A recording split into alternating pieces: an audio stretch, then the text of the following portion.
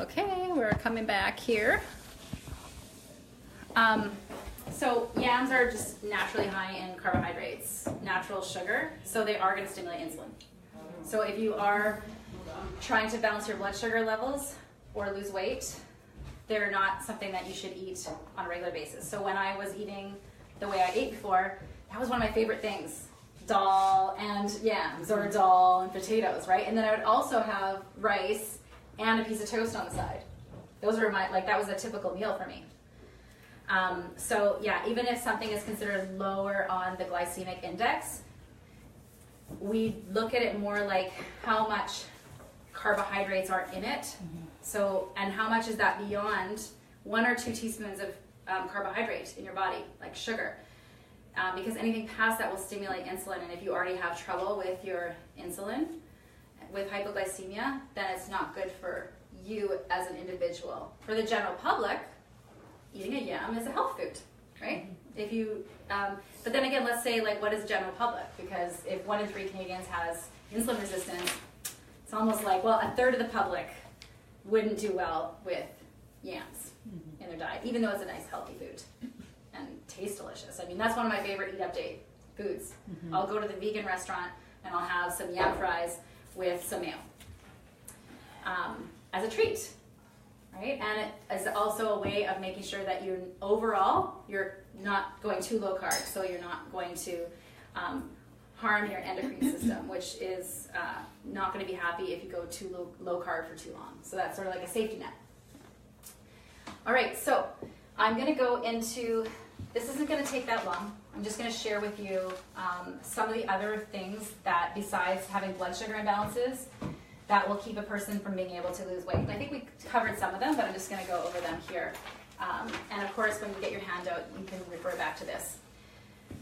So we talked about hormonal havoc, okay, that can be one of the reasons why people can't lose weight when their hormones are not balanced. The other thing is inflammation. Okay, so inflammation, actually sugar and insulin are both inflammatory. And that causes inflammation in your body, and then your body will, it's a lot of heat, and your body likes to uses water to put out heat, right? So then what happens is you get puffy, and you get dried out.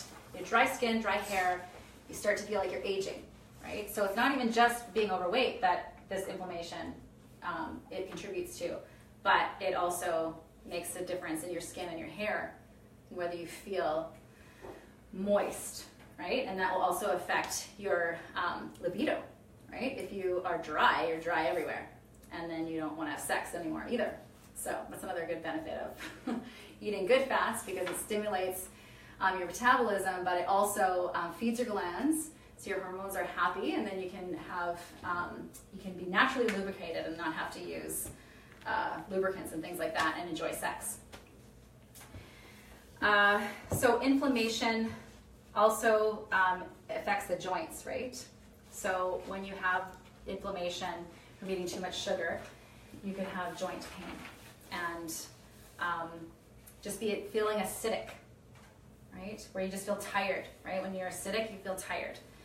So you want to make sure that you're not eating too many. Like if you're just eating a lot of protein and a lot of fat but not enough carbs, that's all very acidic, right? So you need to have the good quality natural non-starchy carbs in your diet to provide those alkaline factors that wake you up, right? That bring down inflammation in your body. Of course, dysbiosis. They have done studies on people who are overweight, and they have different bacterial profile than thin people. So you want to restore your gut microbiome into balance. So to do that, that's something that's really important in this program, is to eat cultured foods. So that means going to the health food store and going into the fridge area to get your sauerkraut, not on the shelf, because it's been pasteurized and it's sitting on the shelf, right? So you want to include that with every meal. It's also really essential because when you're increasing your fat and you haven't eaten a lot of fat in the past, you may not be able to digest it very well. And this fermented foods will really help you to do that. And we also drink apple cider vinegar in our water to help to restore our ability to digest fats. Most people need to spend some time restoring that ability. It doesn't, like, if you were just eating a low-fat diet, you're not going to be able to eat as much fat as I eat, for example, because I, worked my way into this, right? But there was a time, actually, when I was having some gallbladder symptoms, but they were long before I was on this program. It was actually when, before I had my big weight gain. I remember sometimes I would eat a lot of something, I don't know what it was at the time, it must have been like creme fraiche or something like that, and butter. And I would sort of get like weird pains, like chest and like neck kind of, arm kind of things, and that's a gallbladder symptom. Okay. Some people, when they get gallbladder symptoms, they get all sorts of other things, and they're doubled over in pain. To me, it was just like weird, tension in my neck and shoulders. But I eat copious amounts more fat now than I did at that point, which is a sign that my gut flora has changed, and because of the foods I eat a lot of cultured foods, I have restored my ability to digest fat. So that's, can be a process. Nutrient deficiencies, we talked about that. If you don't have enough nutrition, then nothing's going to be working optimally in your body. And that's going to be a source of stress. And it's going to cause your body to think that you're in famine mode. So we have this perspective. A lot of people are overfed but undernourished. And that can cause you to hold on to weight, and it can make it so that you're always having food cravings, right? If you're missing a nutrient, then your body's going to tell you to eat more and more and more and more. But if you're not eating real whole foods of nutrient dense, then you're eating junk food usually when you're having those cravings. We talked about insulin resistance. So that's, obviously, that's a big part of this program, balancing your blood sugar to lose weight. And then toxicity, we also talked about that. We have to basically make our liver healthy enough so that it can break toxins down. Then it'll let us lose weight, because it won't let those fat cells release the fat, because out with the fat's going to come toxins. And if your liver is overburdened by poor digestion, because that's one of the major reasons why people are toxic, it's actually not just external toxins, it's internally generated toxins from poor digestion that overburden your liver and will make it hard for you to lose weight. And of course, low thyroid. Okay, your liver again converts your thyroid hormones. So if your thyroid is low, then you also have to work on your liver. And weak adrenals.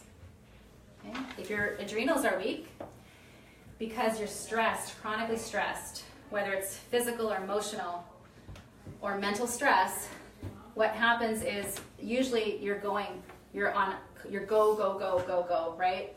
And your adrenals are getting depleted from that stress, and then your thyroid will come in and say, well, you won't slow down? No problem. I'll just slow everything down, right?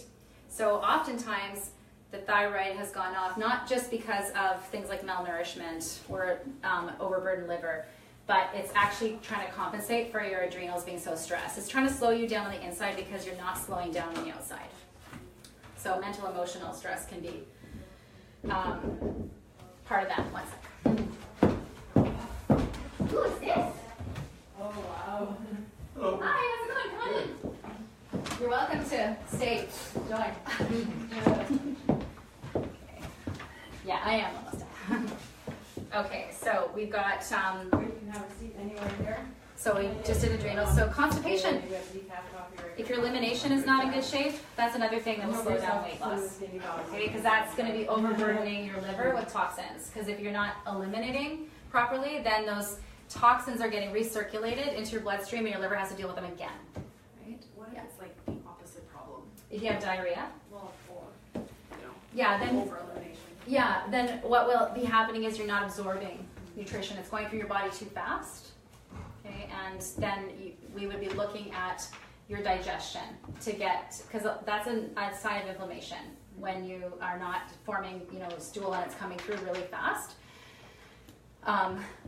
That's because of inflammation. So then that's why I'm telling you guys this, because there is the Delish Diet addresses the hormones and insulin and the right diet and lifestyle. But sometimes we need to go deeper into other aspects of our health to make that really work optimally for us, right? Because even if you're eating even the foods that are considered right foods, but you're not digesting them well, then they're still not the right foods for you as an individual, right?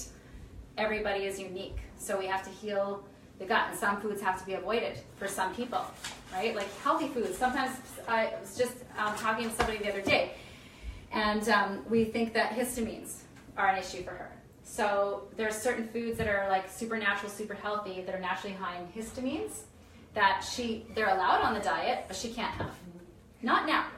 Once she builds her enzymes by eating the right foods and not having that inflammation at the same time, she'll restore her ability to digest the histamines, because she'll be making the enzymes in her body in optimal amounts to break down the histamines. But until the gut thing is healed, that will slow her weight loss down. Okay? So this is why these are key things that we go into deeper if we get stuck. Okay, beyond the typical ways to blast past plateaus, there's certain tricks that we can use that are still healthy to get quicker results, but we don't want to go straight to those if we haven't dealt with these more important foundational, get to the optimal level of health, and then we can do little tricks, right? Like for example, there's things like intermittent fasting, right? So that's something that people would use, and that can help them, but it's not a good idea to use that until you're already in a state of balance. They can make it worse. What if you're deficient and now you're eating one less meal a day? That's one less opportunity to get deep nutrition. Okay, so context is important. So that's like the food sensitivity, dysbiosis kind of thing, nutrient deficiency, and then poor quality sleep. It's a major problem that causes cortisol levels to be out of control and can make it so that a person can't lose weight. And affects your hormones and your testosterone levels and things like that. Conscious mental stress and unconscious emotional stress. That's going to impact your adrenals, essentially. And that's so. Remember from the first hour, I was explaining how you have stress, and then that makes your insulin high because of cortisol being high, and that throws off all of your hormones. Okay. And then throwing off all of your hormones would be including testosterone, right? So people are always, as women, we were thinking all the time estrogen, but actually all of these hormones are important and they need to be in harmony with one another. So testosterone is important. So, it'd be better for you to, instead of going running, it'd be better for you to build some muscle if you want to lose weight, right? Because that will increase your testosterone. And then instead of depleting your adrenals from the intense running, and then once you have more muscle, then your metabolism is increased. So the type of exercise that you do is important. And if you are stressed adrenally or your thyroid is not happy, then it's better that you do something that's more gentle and that just builds muscle. Okay, so that is everything that I wanted to share with you about the Delish Diet approach and beyond. So for those of you who want to learn more, there is the opportunity to take a workshop where I teach you everything that you need to know in a weekend, okay? That happens live here in Kelowna. It's going to be happening in my new space, which is pretty exciting. I don't think you know about this yet. Yeah. I'm moving in a couple weeks and into a place where I have a home office and teaching space. So we're going to be taking the Delish Diet off the internet and on land in Kelowna. So for those of you who took the e-course, the amount that you invested in the e-course, you get to apply to the workshop. And there's like ongoing class series. So the workshop is the Delish Diet. Then the class series is all the things I just talked about, those deeper areas of nutrition that you want to go into to restore your health. If you have a sense that some of those things, in addition to hypoglycemia, may be issues for you. So that's in a class series as well. So if you're interested in any of those, you're welcome to, at the end of the night, just chat with Lisa. She has everything there, all the information. And there's some specials tonight on those courses, so you can save if you decide on them tonight and in the next 24 hours decide to go ahead with them. And you're in the waitlist program, so that's included for you. It's all included, yeah. Okay, so, for those of you watching, I'll put the link there if you want the e-course. You get the special price tonight as well. Bye-bye.